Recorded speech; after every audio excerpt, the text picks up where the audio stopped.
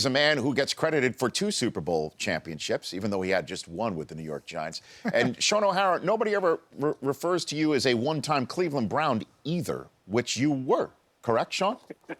I was. Yeah, I spent 4 blissful seasons on the banks of Lake Erie. Right. So before you won it all with Eli, were you snapping at Tim Couch? Let's be honest. Did you do that in your career? I did. Yeah? I did. I played with Tim.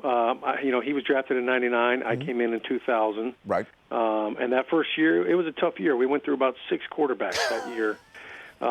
Tim broke his thumb. He hit a helmet. It wasn't my helmet, and it wasn't my guy. Okay. But it happened in practice, so he missed a little time. We also that year lost Ty Detmer. He tore his Achilles in a preseason game. Ty Detmer is one of the great all-time quarterbacks. Loved playing with him. And then later on, we had, of all people, Doug Peterson, who now just became the head coach for the Eagles. He was our backup quarterback, and we also had Spurgeon Wynn, who, of course, everybody knows was drafted ahead of Tom Brady that year, and Kevin Thompson also filled in. He was a Penn State quarterback. Goodness gracious! It's like the drummer from Spinal Tap. And everyone kept exploding. I knew it was bad when we brought in Tony Graziani, who had just finished off his season in the XFL, and he was our third string quarterback at one point during the season. So did he play with He Hate Me before he played with you, Shaun? Is that what you're saying? Yeah, and I'm trying to think of what his nickname was. It might have been, I can't hit the broadside of a barn, but I'm not sure. Nah. See, that's what happens when you play for the New York Giants and you win championships, is everything else goes away, right? You become a Giant for life.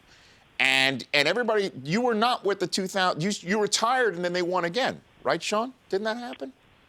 Right? Yeah. So, that was an interesting year. That was the lockout year. Oh, that's right. The summer right before the lockout. And I tore up a Liz Frank ligament in my foot. I ended up having surgery during that offseason. And it was crazy, Rich, because, here I am coming off.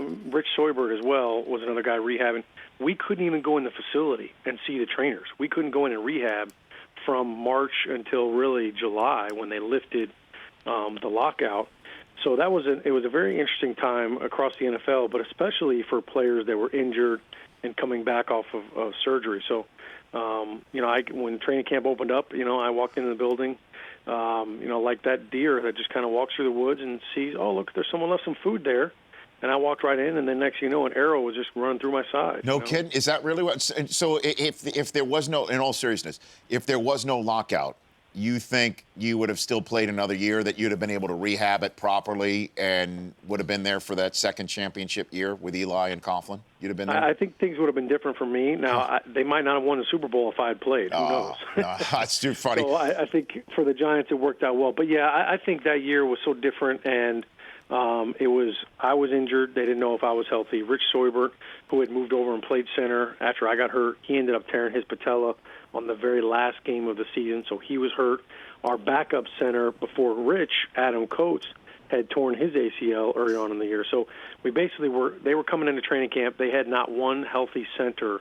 And, the lockout lifted 2 days later. Training camp was rocking and rolling. So they really had to make a move. And you know what?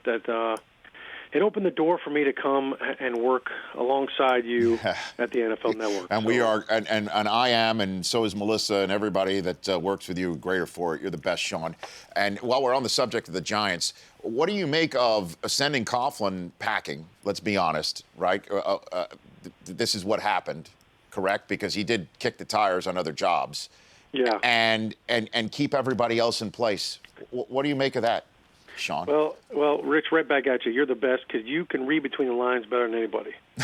And, that's exactly how it went down. And we all know it's a business. And, look, 12 years is a long time, but they were ready for a change. So to answer your question directly, I was angry. I was angry at first when it happened because I felt like Tom was getting the short end of the stick. The roster that he had been trying to win football games, for years. Just 2 years before that, John Mara had actually came out and said, we've got to fix the offensive line. So there were a number of issues that had piled up over the last couple of years. So I was very angry, and then I was sad But then I was happy for Tom for a couple of reasons, and I felt like, number one, especially in New York, that people don't always appreciate you until you're gone. And I think really, people were never going to appreciate Tom while he was still the head coach of the New York Giants. He realized even in his third year, as soon as you get hired, they're trying to fire you. But I think also, I look at it, I think Tom is a lock for the Hall of Fame. And, I know he wants to coach again, and he's chomping at the bit. This year, it had to be the perfect situation, but I think that the sooner he stops coaching, the sooner we could see him get into Canton. And I agree with you. I think he is Canton bound, and he does have the resume for that. But as you know, I always will try and keep it 100, as our fellow compadre Maurice Jones-Drew told me how it's pronounced. Look, Coughlin last couple of years, there were some fourth quarter clock management problems galore. And we saw it also with Andy Reid in the divisional weekend loss. What happens on the sideline where coaches who are Canton worthy, just sometimes it just gets lost? How does this happen? Can you explain it for the fans who are wondering, head scratching over what happened with Kansas City last week and the number of fourth quarter snafus that the Giants suffered this year, Shaun? Yeah, it's an interesting connection that you put what happened to the Giants this year and Andy Reid in the same sentence, because when the Giants hired Ben McAdoo, the reference everybody was saying that McAdoo reminded them of was Andy Reid. And coming from Green Bay, those parallels have been there. And when Philly hired Andy Reid, he was very much like McAdoo, a young coach that really hadn't done it in the NFL. So those parallels are very, they carry over into that 4-minute offense. And, not just fans are scratching their head, because I'm watching as a former player and as an analyst, and I'm saying, how does this keep happening? The week 1 game, Dallas, that I put on Eli. Eli knows better. He's got to take that sack. He can't throw the ball away. But it kept showing up. And I think there's a couple things that come to mind. Number one, you can't not run the ball all game long and then decide with 4 minutes to go in the game, hey, now we're going to try to establish the run game. It just doesn't work like that. So that's why you hear coaches say we want to be balanced and we want to be able to run the ball, because when you have the lead in the fourth quarter and you want to bury the game and put it away, you've got to be able to run the ball. So that issue crept up. But I also think that in this situation, Ben McAdoo is a young coach, and he was still trying to figure things out and still learning how to win games, how to close them out. And as much as Tom Coughlin, fell on the sword for a lot of that, I know Tom, and every Saturday morning he would meet with the quarterbacks, and Eli and in his younger years, and Tim Hasselbeck and some of those guys would kind of joke about the meeting, because it was kind of the Captain Obvious meeting. But Tom would come in and say, look, here are 3 games that were lost last week in the NFL because of poor clock management at the end of the game. And he would take the quarterbacks and the coordinator through every scenario and why the team lost or why the team won. And so that's a Saturday ritual, and I know that Tom still does it. So I was even more miffed that it happened more than once, because I know how Tom puts in that time with the preparation. Hey, Shaun, would you mind sticking through the break so we can talk NFC and AFC Championship Game with you? I've had such a great time just talking Giants and old lang syne memory lane. 100%. Please do that. And plus, you're about to you're about to experience the white glove first-class treatment that you get when you're on hold here on the Rich Eisen Show. Oh, Chris Law is going to spend the next 6 minutes with you. He's going to tell you exactly when we're coming back. That just don't worry. It's going to be we're going to be with you. Brockman, you want to tell Shaun OHara how this is going to go? Hey, Better Shaun, the white glove than the rubber. We're just going to take a quick break, and I'm going to talk to you during the break, and we're going to be back, and everything's going to be all right. It's going to be fine. It's going to be about 30 seconds. You need something to drink? With some sound. Want to get something to drink? I can FedEx over some muffins and some Shaun, we're going to come back in with some Wyclef Jean. Okay, very good. We're going to be back here on the Rich Eisen Show. Okay, Shaun? You got it. That's Shaun. See, Law dislikes that intensely because we call him out on it, and we take extra time for calling him out on it. Just go to break. We're back with here in a moment. Wow, Chris Law. He's back. Because you gave him the option to call back, and he didn't call back until just now. Because Chris Law couldn't just keep him on hold. Got to give him the option. Do your thing. Do your thing, Shaun OHara. I don't want you to sit on hold because who sits on hold calling into a radio show? Who dares to do it? Is Shaun OHara back? Shaun OHara's back. Shaun, man. Timing. Shaun, if you didn't call in right now, I was going to light up Chris Law by letting because you can't